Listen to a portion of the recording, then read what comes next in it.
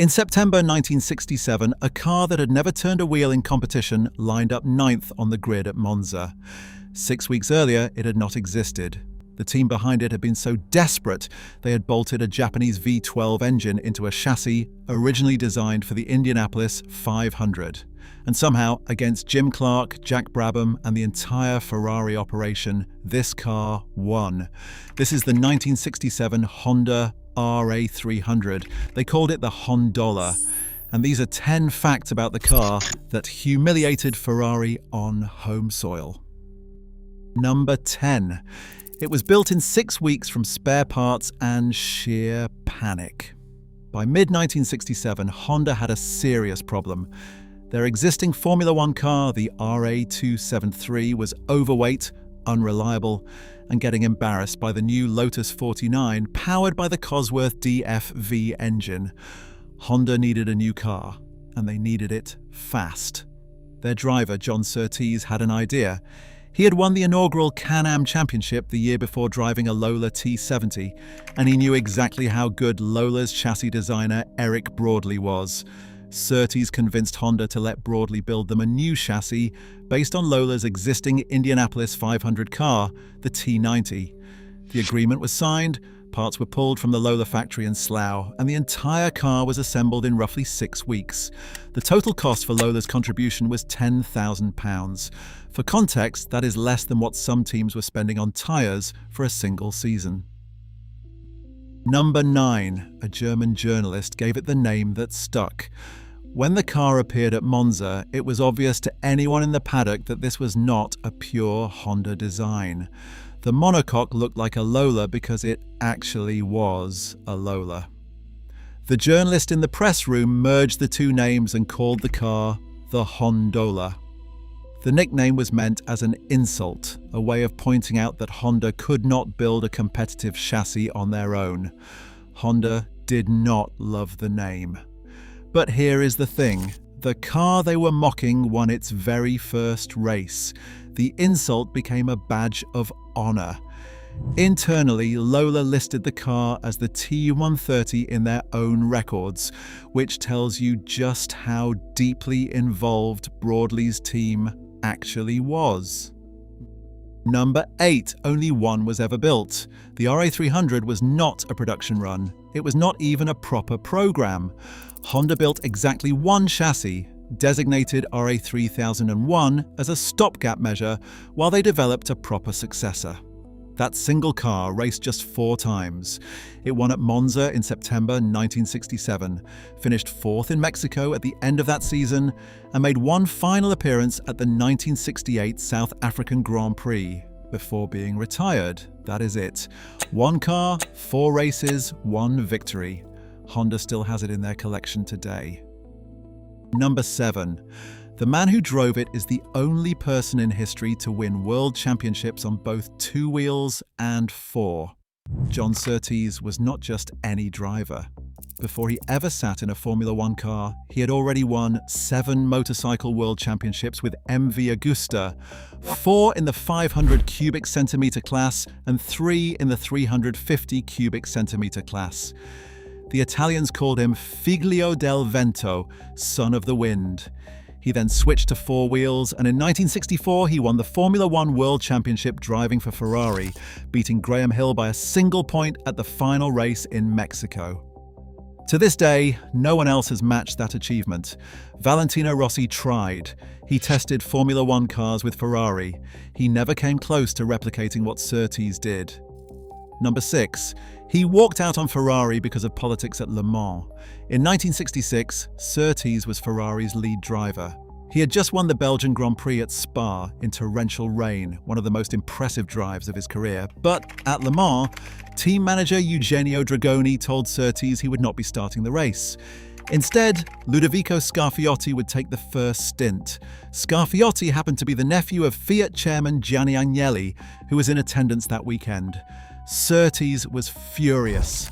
He jumped into his Ferrari 330 GT road car, drove straight to Maranello, confronted Enzo Ferrari, and quit on the spot. That decision likely cost both Surtees and Ferrari the 1966 championship. Ferrari finished second in the constructors' standings. Surtees finished second in the drivers' championship. But he never looked back. Number 5. The car won the only lap it ever led. This is the fact that makes the RA300 one of the strangest winners in Formula One history. Across its entire 4-race career, the RA300 led exactly one lap. One. And it happened to be the last lap of the 1967 Italian Grand Prix. Jim Clark had put on one of the greatest drives ever seen that day. After suffering a puncture on lap 12, he lost an entire lap. He then spent the next 48 laps carving through the entire field, unlapping himself, passing every car ahead of him, and retaking the lead by lap 60. It was arguably the finest single performance in the history of Grand Prix racing. But on the final lap, Clark's Lotus 49 ran out of fuel. Jack Brabham inherited the lead but ran wide at the Parabolica, the fast final corner before the main straight. Surtees saw the gap, used the Honda V12's power down the straight, and crossed the line just 0.2 of a second ahead of Brabham. One lap led, one victory. It remains the only Grand Prix winner in history to have led just a single lap across its entire career. Quick thing before we get to the top 4 on this list. The data on this channel shows that over 80% of you watching right now are not subscribed. That means you are showing up for the content, but the algorithm has no reason to show you the next video. If you have made it this far, you clearly care about motorsport history. Hit subscribe so you do not miss the next one. Number 4. The RA300 was Honda's answer to a crippling weight problem. Honda had always been an engine company first. Their philosophy across motorcycles and cars was the same: more power solves everything.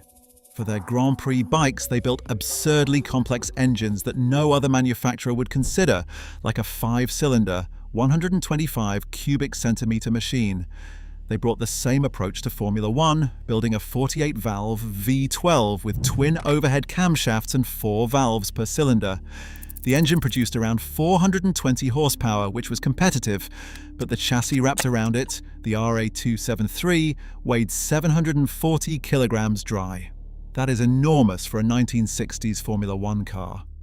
The Lola-designed RA300 chassis brought the weight down to around 610 kilograms, saving over 100 kilograms. That difference transformed the car from an overweight bruiser into something that could actually compete. The chassis was still not as rigid as Honda wanted, and the car was reportedly difficult to set up properly. But it was fast enough to win at Monza, and that was all that mattered. Number 3. Surtees won the race by setting a trap at the last corner. The victory was not a fluke. Surtees won it with a calculated move at the Parabolica, the fast right-hander that leads onto the main straight.